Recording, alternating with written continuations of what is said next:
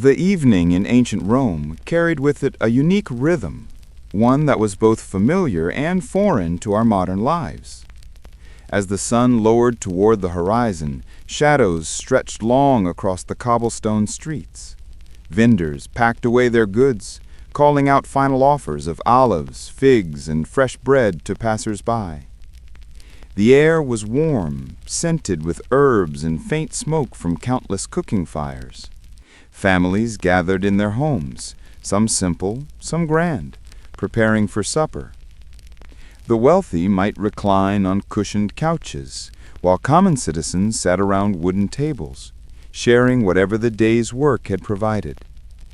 In the distance, the murmur of fountains echoed gently, a reminder of the Roman aqueducts that brought fresh water into the heart of the city. Children played quietly, their laughter softened by the evening air. For them, the day's chores were over, and the night promised rest. Unlike the chaos of daytime, when the Roman Forum bustled with debates, merchants, and crowds, nightfall created a hush. People moved slower, conversations grew calmer, and the city seemed to exhale. Imagine yourself standing on a balcony overlooking this scene. The rooftops tiled in terracotta, the streets lit here and there by flickering lamps, and the occasional call of a night bird breaking the silence. It was in moments like these that Romans found peace, the same kind of peace you now seek listening to this story. Life in ancient Rome was not only about emperors or wars. It was also about these ordinary evenings, where routine and simplicity guided the rhythm of countless lives.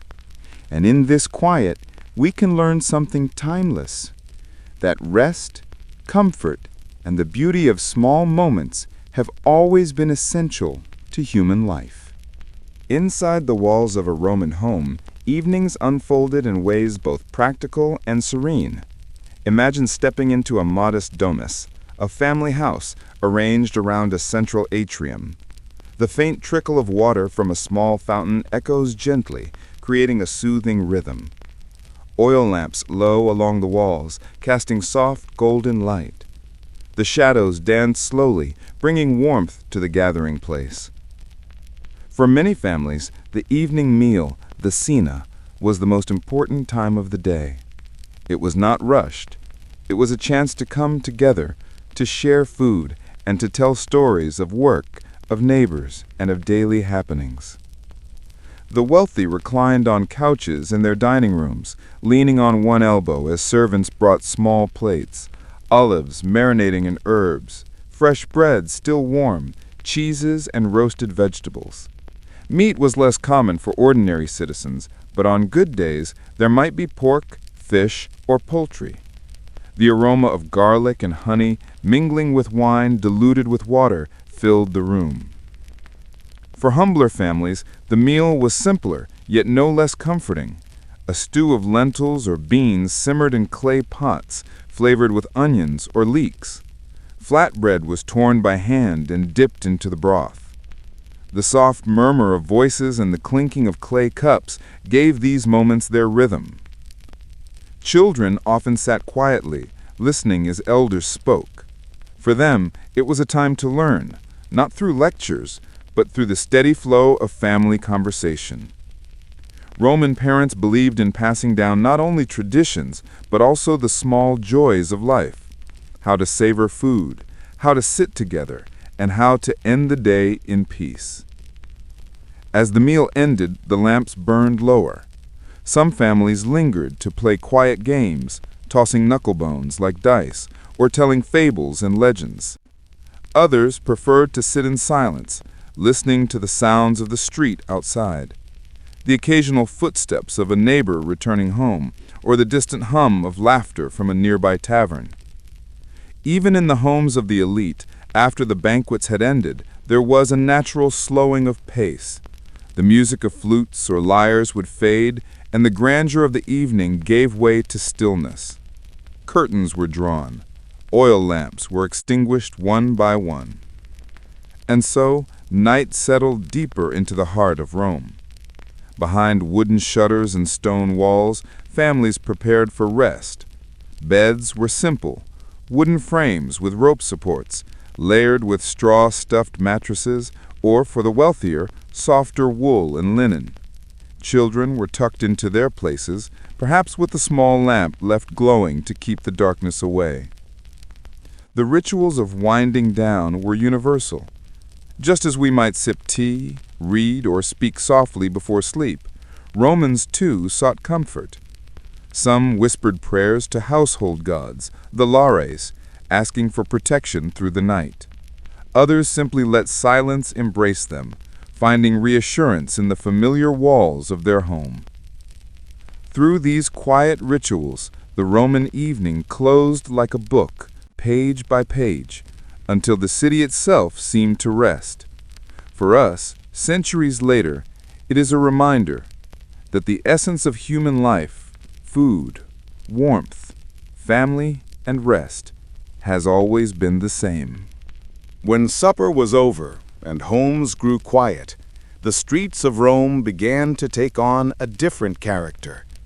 By day, they were alive with noise, carts rattling over stones, merchants shouting their prices, citizens rushing to the forum. But at night, the city softened. The main roads, lit here and there by flickering oil lamps, became hushed corridors. The chatter of the marketplace was replaced with gentler sounds. The trickle of fountains, the occasional bark of a dog, the faint hoot of an owl hidden in a rooftop. Rome was never entirely silent. It was too vast, too alive for that. But the pace slowed. Neighbors leaned on doorways, exchanging a few last words before retiring. Tavern songs drifted faintly through open shutters, their melodies softened by distance. For those walking through the city at night, the world felt different. The air was cooler, scented with dust, bread, and smoke. In poorer districts, small braziers glowed outside doorsteps, where families might sit for a little while longer to share the night air. The laughter of children gave way to yawns, and eventually to sleep. In wealthier neighborhoods, the marble facades of villas glimmered faintly in the moonlight. Gardens behind walls whispered with the rustle of leaves and the gentle splash of hidden fountains. Servants moved quietly through courtyards, finishing their tasks before bed. If you listened closely, you might hear the creak of a cart making a late delivery, or the shuffle of sandals on stone. A baker preparing for morning work might already be awake, kneading dough by the glow of a small lamp. The city, in its own way, breathed in rhythms of waking and sleeping, all at once. The Tiber River, flowing steadily through the city, carried its own music into the night. Its waters lapped softly against the banks, a constant backdrop that Romans must have found reassuring. Bridges stood silent over the current, their arches outlined against the starlight. Some Romans found comfort in strolling the streets at this hour.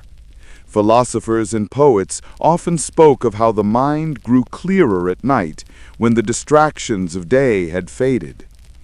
A calm walk beneath the stars could inspire thoughts that daylight never seemed to allow. And so, Rome after dark was a mixture of quiet industry, soft voices, and moments of true stillness. It was not the roar of an empire, but the whisper of a city at rest. For those lying in their beds, drifting toward dreams, these sounds, faint, layered, and eternal, were the lullaby of Rome itself. Not all Romans ended their days immediately after supper. For many, the evening was an opportunity to linger in shared spaces, places where both body and spirit could find calm. One of the most beloved of these was the public bathhouse, the Thermae. Though often busy during daylight hours, evenings sometimes offered a quieter rhythm. Imagine stepping into a warm chamber where steam curls slowly through the air, where the sound of trickling water blends with low conversation. Men and women visited separate areas, but their purposes were the same: to cleanse, to soothe tired muscles, and to end the day in comfort. Some would sit in the hot baths, letting the warmth relax their bodies. Others preferred the cool plunge, the shock of cold water awakening their senses before bedtime. Attendants moved gently through the rooms, pouring oils, scraping away dust with curved bronze strigils, and offering small comforts. Even here, where social life and business sometimes overlapped, the bathhouse at night could become a sanctuary, a place where silence spoke louder than words. Beyond the baths, temples glowed softly in the dark. Oil lamps burned before statues of gods, their flames flickering across marble faces. The hush of evening gave these sacred spaces an otherworldly calm. Some Romans stopped on their way home to offer prayers, leaving small offerings of fruit, bread, or incense. For them, the night was not only for rest, but also for reverence. Within the household, smaller rituals unfolded. Many Romans kept a shrine to their lares and penates, protective spirits of the home and family. At the end of the day, families might place a crumb of bread or a sip of wine at the altar, asking for peace and safety through the long hours of darkness.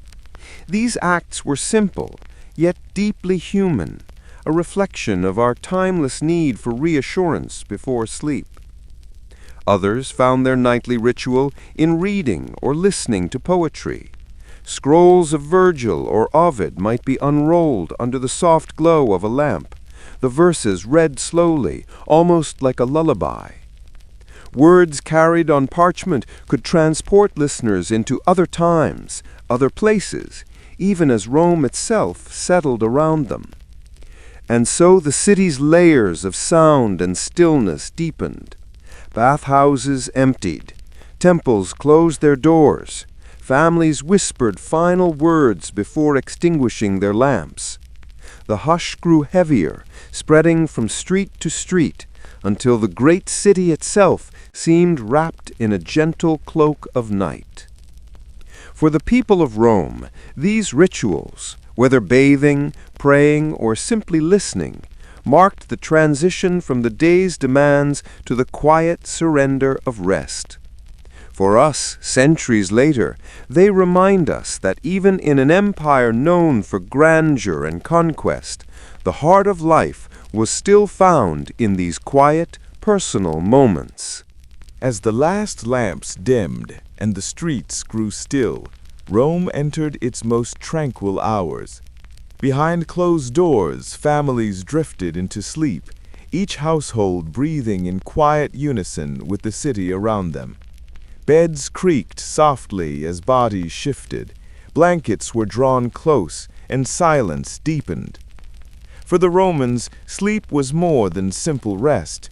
It was a time when the world of dreams mingled with the realm of the gods. Poets wrote of Somnus, the spirit of sleep, who touched weary eyes with gentle hands. To many, dreams were not random images, but messages, fragments of meaning carried through the night. Some awoke and tried to interpret them, while others simply let them dissolve with the morning light. In modest homes, straw-filled mattresses provided simple comfort. In wealthier villas, softer bedding of wool and linen cradled its sleepers. Yet whether humble or grand, the act of closing one's eyes was the same.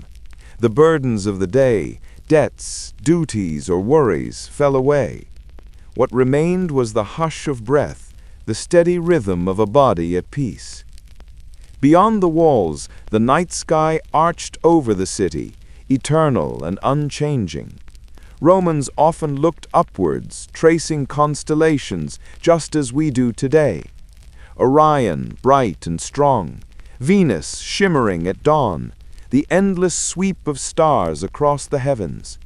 To those who paused beneath the sky, the universe offered both mystery and comfort, a reminder that their lives, however busy or grand, were part of something vast and timeless. The Tiber River flowed on, carrying moonlight on its surface. The Colosseum, silent for now, stood like a sleeping giant in the shadows. Marble temples, tiled rooftops, and winding alleys all rested beneath the same quiet dome of night. And so, Rome, a city of power, ambition, and history, found itself in these hours, as we do now, still, calm, and deeply human. Its people sought sleep just as we do, letting the weight of the day fall away and welcoming the embrace of rest. As you listen, imagine yourself among them, lying in a quiet room, the faint scent of oil and herbs in the air, the soft hum of the city fading into nothing. Let the calm of ancient Rome become your calm. Let the stars over its rooftops become the stars over your own night. And as the Romans drifted into dreams long ago, may you too find peace, ease, and the gentle surrender of sleep. If this quiet journey through time helped you unwind tonight, if it brought even a moment of peace into your world, then I'd love for you to stay a little longer with us here on Velvet Nights. Every subscribe tells me that the calm I'm creating is reaching someone who needed it. A simple like keeps this peaceful corner of the internet alive, and a gentle comment, that's like a soft whisper back to let me know you're out there, listening, dreaming. So if this story made your night softer, your thoughts quieter, or your heart just a little lighter, I invite you to subscribe, like the video, and maybe share it with someone who could use a calm night too. Because you're not just helping this channel grow, you're helping keep the art of gentle, thoughtful storytelling alive. Thank you for being here tonight. Sleep well, dream softly, and I hope to meet you again in the next story.